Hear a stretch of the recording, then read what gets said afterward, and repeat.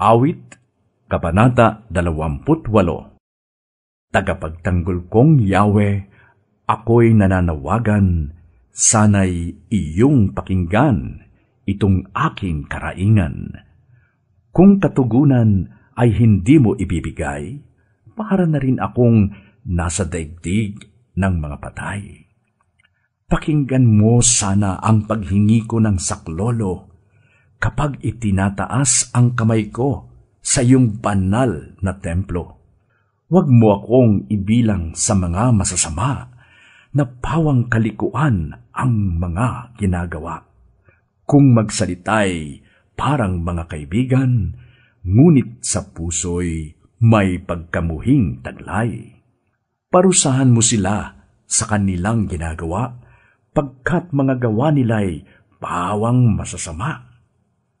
Parusa sa kanila'y iyong igawad, ibigay sa kanila ang hatol na dapat.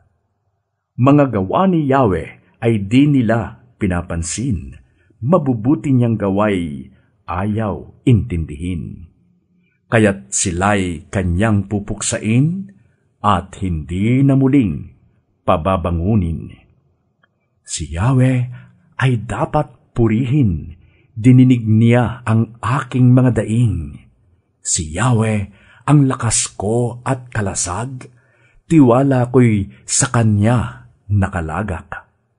Tinutulungan niya ako at pinasasaya, sa awiti pinasasalamatan ko siya. Iniingatan ni Yahweh ang Kanyang sambayanan, siya ang kanlungan ng Kanyang haring hinirang.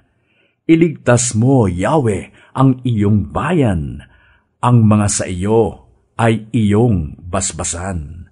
Alagaan mo sila magpakailanman, tulad ng pastol sa kanyang kawan.